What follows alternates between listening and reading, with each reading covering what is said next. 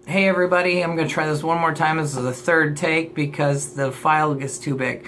Basically, our last video was talking about how to determine how to count macros.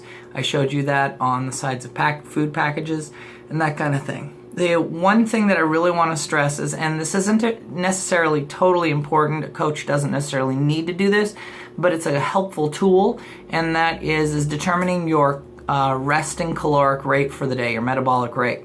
So if I were to lay in bed for 24 hours, how many calories would my body burn? That's the number that we want to know.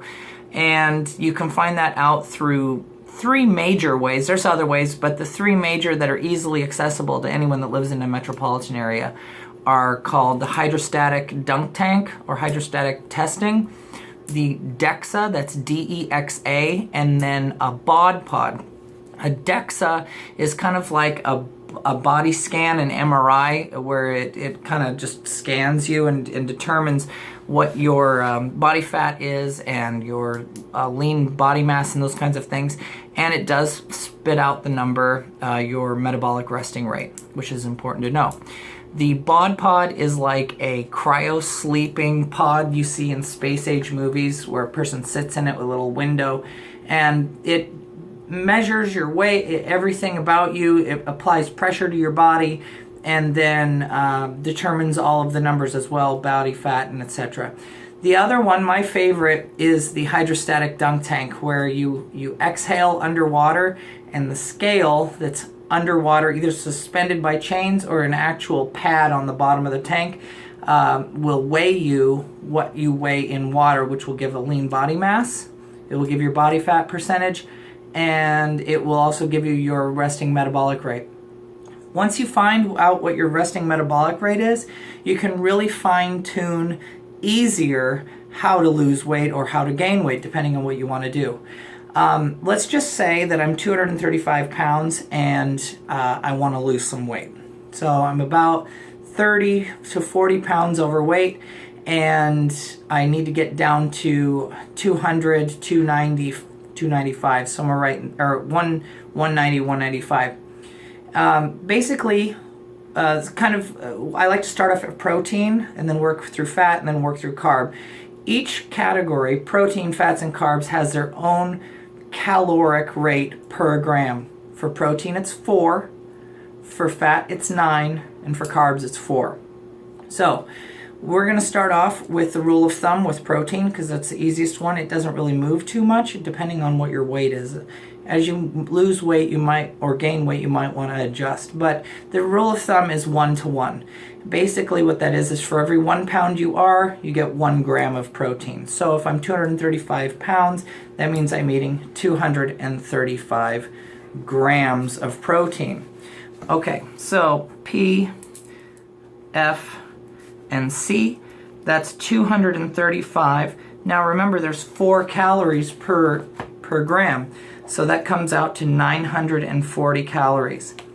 Let's just say my resting metabolic rate is 2,000 calories, which mine actually is, but you know, who's to say what a 235 pound man would be. So 235 times 4 is 940, okay? Now, there's different schools of thought on fats and those kinds of things. Fats are highly caloric rich. There's 9 calories per gram. So you've got to be kind of judicious with your uses of fat. Show prep guys are eating 35 grams or even less of fat a day. That's right where I am at right now. I'm about 35 to 50 depending on the day. And then if I'm in a gaining mode, I'm more like 75 to 100 a day. All right, so let's just, for the sake of argument, let's say that this one is kind of, you're going to put them right in the middle at 75 grams. 75 times 9 calories is 405 calories. So we've got our 940 and we've got our 405. That leaves us, if we add those together, that's 1,345 calories. 1,345 calories.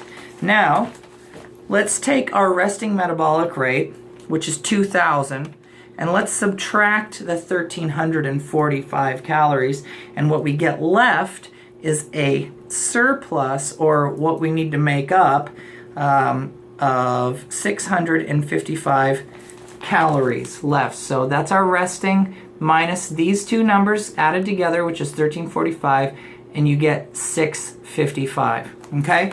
Now, just like protein with their 4 calories, fat with the 9 calories, carbs has 4 calories per gram. So, like stoichiometry and chemistry, we worked down this way, now we're working across, and now we got to work up to get our number, to get our grams of food in carbohydrates that we need to eat. So, 655 divided by 4. Okay, in this case, the other two are multiplied because we're figuring out the calories. Now we're figuring out the grams of carbs. 655 divided by 4 is 163 grams. So now that goes back up here to 163. And just for posterity, I'm going to put all of this here. So we worked down this way, added these together, and now we worked over here, found this number, and now we divided by 4 and got 163. Okay? So these are our weights. 235 grams of protein, 75 grams of fat, and 163 grams of carbohydrates. That's a little low. Some people might start a little higher, maybe more like 200 grams. But just for math's sake, if this is my resting rate, I'm probably going to lose a little bit of weight eating like this, especially if I have an hour-long workout. So, if I'm laying in bed and I'm eating like this, I'm probably going to stay at homeostasis. My weight's not going to fluctuate and change. But if I add a workout, that 2,000 calories is suddenly going to create a deficit. The workout's going to create a deficit against the 2,000 calories. So now I'm going to be needing to make up. But we don't want to make up. We want to start losing some of those calories. And 1 pound is about 3,500 calories, which is how much we want to lose roughly a week. So 1 to 1.5 pound rate over a 15-week period can be anywhere from 15 to 30 pounds depending on how hard you're working. So again, if you're losing weight at 3, 4, 5 pounds in the first 2 weeks, don't freak out. That's water weight. That's all kinds of retention.